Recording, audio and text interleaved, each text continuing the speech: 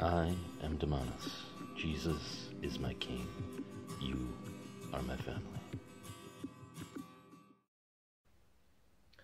Hello, I am Damonous. Thanks for joining. So, maybe part of the problem why people have a hard time having faith these days, Christian faith, is because at a root level, people even question, did Jesus exist? That's what this video is about, to just put out there for you whether he really existed or not. Let's forget about whether Jesus was God for a moment. Just, was there a person named Jesus who walked this earth? Well, this is from October 2015. This is from BBC, so this is almost 3 years ago now. 40% of people in England do not believe Jesus was a real person, a Church of England survey suggests. So what do Americans believe about Jesus? And this is from 2015.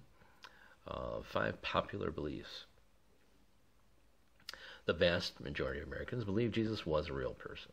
So it's always fun to see, conflicting sides talk about this. There's debate.org. Was Jesus Christ a real person? 55% say yes, 45% say no. We live in a society where you need to see it to believe it. Personally, I believe Jesus was a real person growing up as a Catholic. Although it depends on the person if you believe or not. I think people don't question religion as God and God because it's sort of a safe haven for them.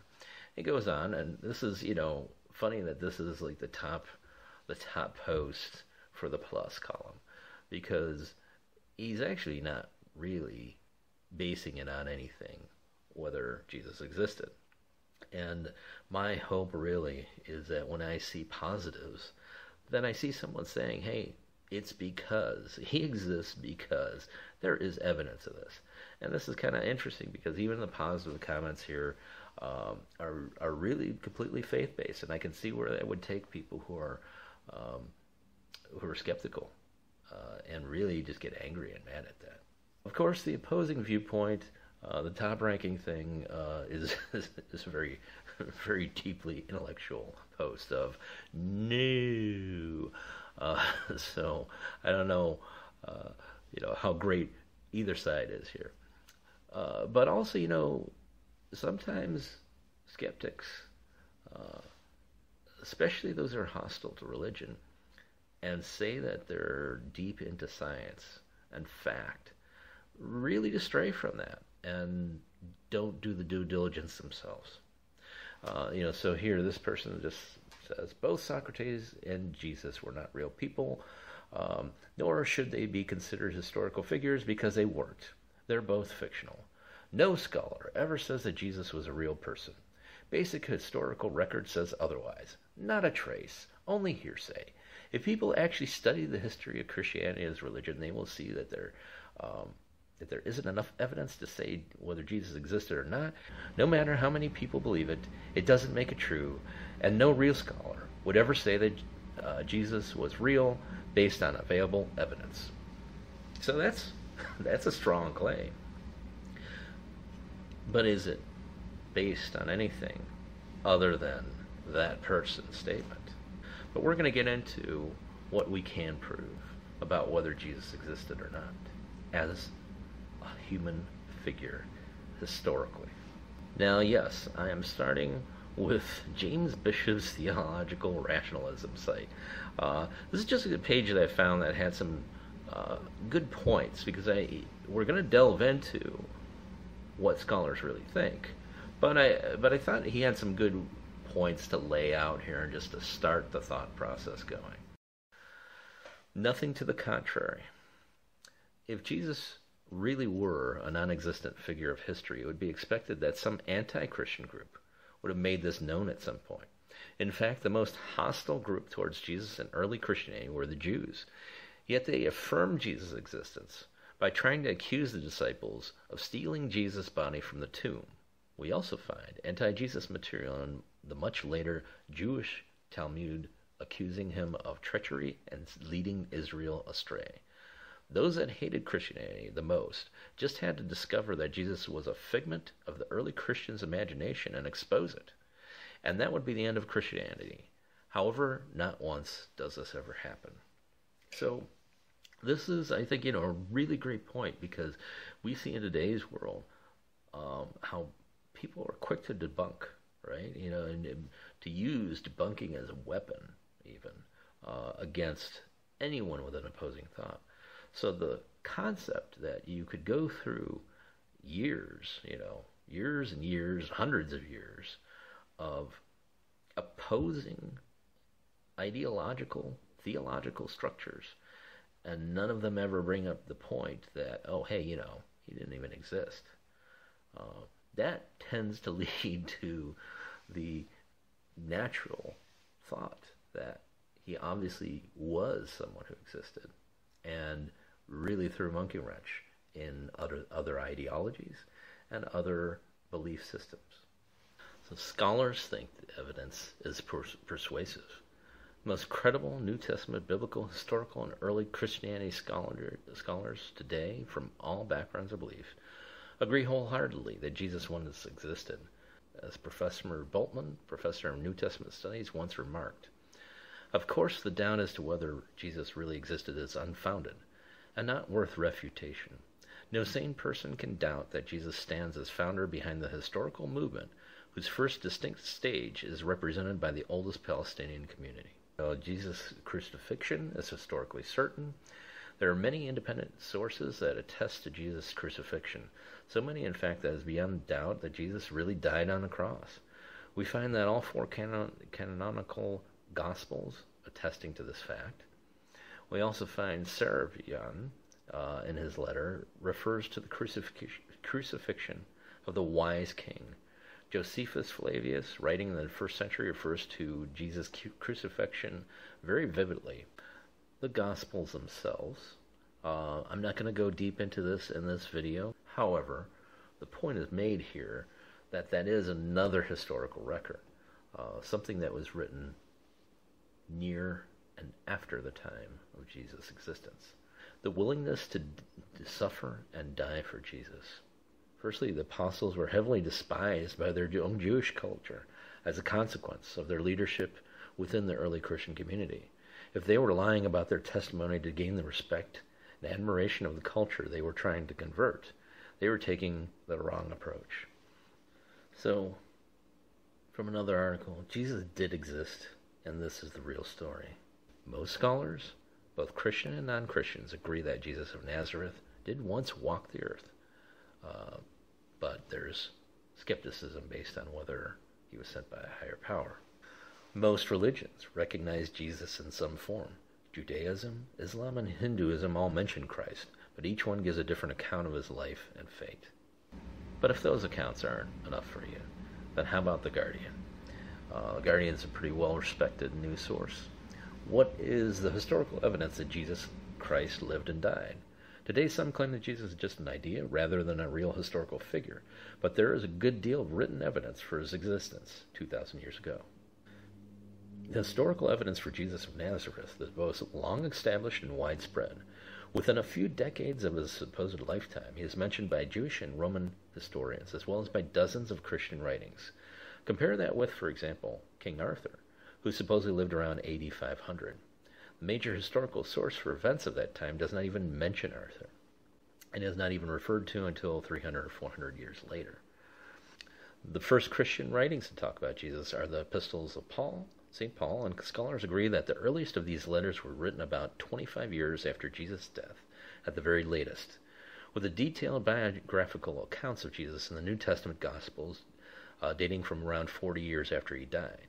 These all appeared within the lifetimes of numerous eyewitnesses and provide descriptions that comport with the culture and geography of first century Palestine. As far as we know, the first author outside the church to mention Jesus is the Jewish historian Flavius Josephus, who wrote a history of Judaism around AD 93. He has two references to Jesus. Did ancient writers discuss the existence of Jesus? Strikingly, there was never any debate in the ancient world about whether Jesus of Nazareth was a historical figure. In the earliest literature of the Jewish rabbis, Jesus was denounced as the illegitimate child of Mary and a sorcerer. Amongst pagans, the satirist Lucian and philosopher Celsius dismissed Jesus as a scoundrel, but we know of no one in the ancient world who questioned whether Jesus lived. So regarding controversy of now, whether about Jesus existed, this talks about people who have come up with thoughts that he is a theory and a mystical figure, modern-day superhero, equivalent of modern-day superhero, right? But it is worth noting, though, that the two mainstream historians who have written most against these hyperceptical arguments are atheists. Maurice Casey and Bart Ehrman. They have issued stinging criticisms of the Jesus myth approach, branding it pseudo-scholarship. And with that, I think this is my favorite of the articles I found on this. This is by a man named Tim O'Neill. He's a history writer, medievalist, blogger, atheist, skeptic, and lover of Tasmanian whiskies. But he is an atheist, and he is pretty well known for his stinging criticisms and thorough examinations. On this site named Strange Notions, he writes a two-part article, and it's titled, An Atheist Historian Examines the Evidence for Jesus. He actually begins by saying, scholars who specialize in the origins of Christianity agree on very little, but they do generally agree that it is most likely that a historical preacher on whom the Christian figure Jesus Christ is based did exist. The numbers of professional scholars out of the many thousands in this and related fields who don't accept this consensus can be counted on the fingers of one hand. So O'Neill goes on to talk about unconvincing arguments for a mythic origin for Jesus. There are no contemporary accounts or mentions of Jesus. There should be, so clearly no Jesus existed. This seems a good argument to many, since modern people tend to leave behind them a lot of evidence they existed. Birth certificates, financial documents, school records, etc. And prominent modern people have their lives documented by the media almost daily. So it sounds suspicious to people that there are no contemporary records at all detailing or even mentioning Jesus. But our sources for anyone in the ancient world are scarce, and rarely are they contemporaneous. They are usually written decades or even centuries after the fact. Worse so, the more obscure and humble in origin the person is, the less likely there will be any documentation about them or even a fleeting reference to them at all. The ancient writer X should have mentioned this Jesus, yet he doesn't do so. This silence shows that no Jesus existed. An argument from silence is a tricky thing to use effectively. To do so, it's not enough to show that a writer, account, or source is silent on a given point. You also have to show that it shouldn't be before the silence can be given any significance. He gives an example here. American freethinker John Remsburg came up with a list of 42 ancient writers that he claimed should have mentioned Jesus, and concluded their silence showed that Jesus never existed. But the list has been widely criticized for being contrived and fanciful. Why exactly, for example, Lucanus, a writer whose works consist of a single poem and a history of the civil war between Caesar and Pompey in the century before Jesus' time, should have mentioned Jesus is hard to see. And the same can be said for most of the other writers on Remsburg's list. The problems with a mythic origin to the Jesus story. Jesus was an amalgam of earlier pagan myths brought together into a mythic figure of a God-man and Savior of a kind found in many cults of the time. This is an explanation offered by a New Age writer who calls herself Akira S. in a series of self-published books, beginning with the Christ Conspiracy. He goes on to talk about that she comes to very quick conclusions and parallels, jumping to conclusions, essentially, in her theory. And he says that this is particularly hard because of the masses of evidence that the first followers of the Jesus sect were devout Jews, a group for whom the idea of adopting anything pagan would have been utterly horrific. All the evidence actually shows that the earliest Jesus sect went through a tumultuous period in its first years trying to accommodate non-Jews into their devoutly Jewish group. Jesus was not a Jewish preacher at all, but someone else or an amalgam of people minded to one figure in the Christian tradition. And he just states, no scholar also argues that Jesus was an amalgam of various Jewish preachers or other figures of the time. Non-Christian references to Jesus as a historical figure. If we are simply noting the existence of Jesus as a human Jewish preacher, we are not required to produce more mentions of him than we would expect of comparable figures. The Jewish priestly aristocrat Joseph ben Matthew, who took the Roman name Flavius Josephus, is our main source of information about Jewish affairs in this period, and he is usually the only writer of the time who makes any mention of Jewish preachers, prophets, and messianic claimants of the first century. Not surprisingly, he mentions Jesus twice. Firstly, in some detail on the antiquities of the Jews, and again more briefly when mentioning the execution of Jesus' brother James in another volume of Antiquities. And the first reference is problematic because some people say that it sounds like Josephus' normal vernacular was twisted a little to make it sound like Jesus was more godlike. But as we can see here, there's some bolded part, and the bolded part is the text in question, and the rest of it is what historians generally believe is Josephus' proper historical record. Which quote, Now there was about this time Jesus, a wise man, if it can be lawful to call him a man, for he was a doer of paradoxical deeds, a teacher of such men as receive the truth with pleasure. He drew over to him both many of the Jews and many of the Gentiles. He was the Christ, and when Pilate, at the suggestion of the principal men amongst us, had condemned him to the cross, those that loved him at the first did not forsake him. For he appeared to them alive again the third day, as the divine prophets had foretold these and 10,000 other wonderful things concerning him. And the tribe of Christians, so named from him, are not extinct at this day. Events that occurred, which we are very familiar with for the story. Pontius Pilate, the Roman governor, who put Jesus on the cross to be crucified. Now the other passage is the one that is really not up to debate. Everyone pretty much agree, all scholars pretty much agree that this is Josephus' historical text. Festus was now dead, and Albinus was but upon the road. So the high priest assembled the Sanhedrin of judges, and brought before them the brother of Jesus, who was called Messiah, whose name was James, and some others, and when he had formed an accusation against them as breakers of the law, he delivered them to be stoned. So we talked about scholars, and we talked about actual historical records that mention Jesus, and a whole number of things. But I think one other piece of evidence that's relevant is how Jesus' tomb has recently been dated back to Roman times. This is within the last year, October 31st of 2016, that in the process of restoring the temple that was built over Jesus' grave, archaeologists actually found older slabs of concrete, of stone, I should say, underneath the coverings that had been made over the years.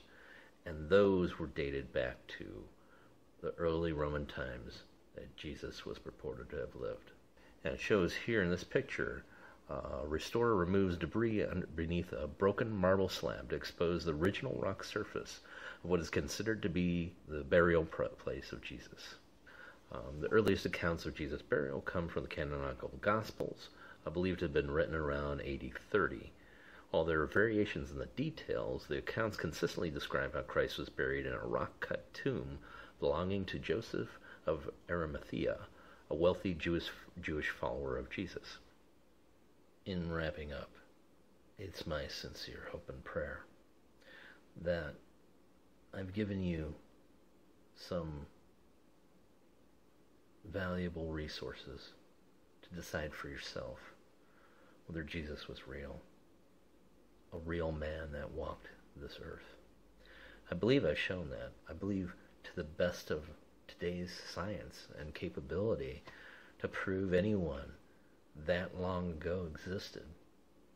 We have that evidence.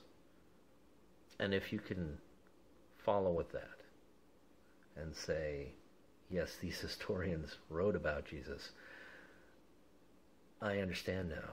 He's real. And whether you're a Christian who never really thought of the concept and always left that doubt there, or whether you're not a Christian and you're just doubting everything or skeptical about everything, I'm hoping that maybe putting that one question to bed leads to other thoughts. Because if Jesus was real, the next question that comes is, was he God? Was he God incarnate? Was what was written about him in the Gospels true?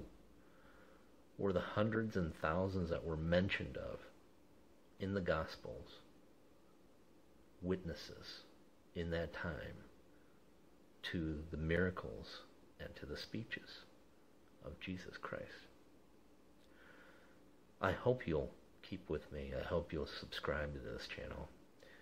And I hope in future videos here to help you along with that question. Because it's the most important question of all in our lives. I am Damonous. Jesus is my King. And you are my family. Thanks for watching. Please like this video and subscribe to this channel. Catch me on these alternate media sources.